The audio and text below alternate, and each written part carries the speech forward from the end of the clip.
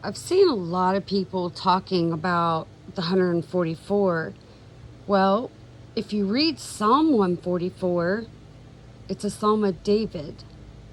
Blessed be the Lord my strength, which teacheth my hands to war and my fingers to fight, my goodness and my fortress, my high tower, my deliverer, my shield, and he in whom I trust, who subdueth my people under me.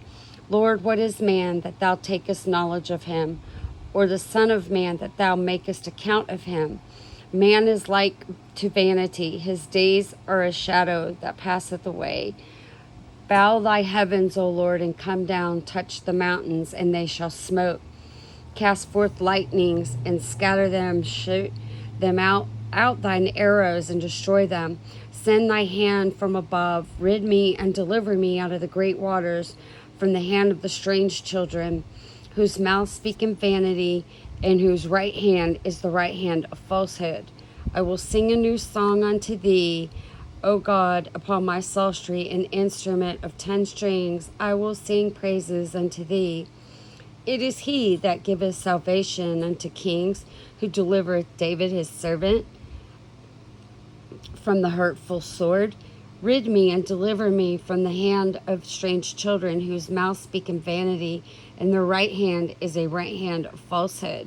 That our sons may be as plants grown up as in their youth, that our daughters may be as the cornerstones polished after the similitude of a palace, that our gardeners may be full, affording all manner or of store, that our sheep may bring forth thousands and 10,000s in our street, that our oxen may be strong to labor, that there be no breaking in nor going out, that there be no complaining in our streets.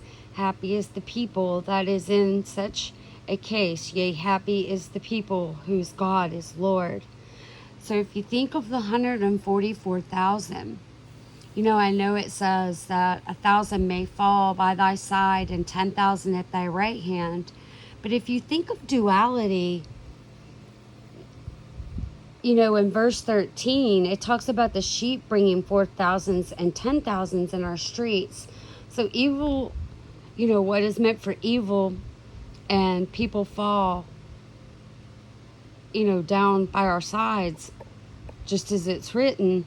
But it says that in duality, on the good side of things, that the sheep may bring forth to thousands and 10,000s in our streets.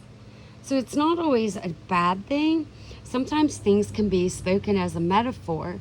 And if you go later into the book of Psalms, there's several books that have the praises of God, the new song that's written.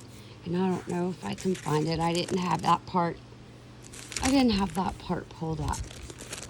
This has been sitting on this for a while. That's in Proverbs. Maybe it's back further.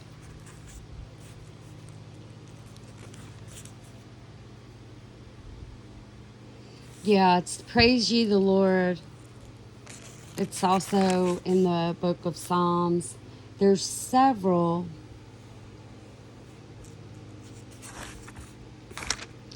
And it talks about singing a new song, making a joyful noise, sing about mercy and righteous judgment. When he says judgment, it's righteous judgment. So in other words, don't look at a book by its cover. Always read the book before judging it. Some books I've read, because I used to read all the time before all this stuff. I thought a book was one way, but when I read the book, it was probably one of the best books ever, because it can relate to you and it can touch your heart. And it's kind of funny. I was talking about, the mother in 101 being instruction, and there's actually a Psalms 101. It kind of makes me wonder, I haven't looked at that in a little while, of reading it, if that would give instructions. But just be led. I mean, if you don't know and you have questions, You never know what God can do. Just take your Bible, close it, and allow it to fall open and start reading it. And sometimes you can see things that you're like, oh my gosh, I never saw that before, and give you understanding when you need it the most. I hope this helps people, and remember, every hair on your head is numbered. Could that be the 144,000?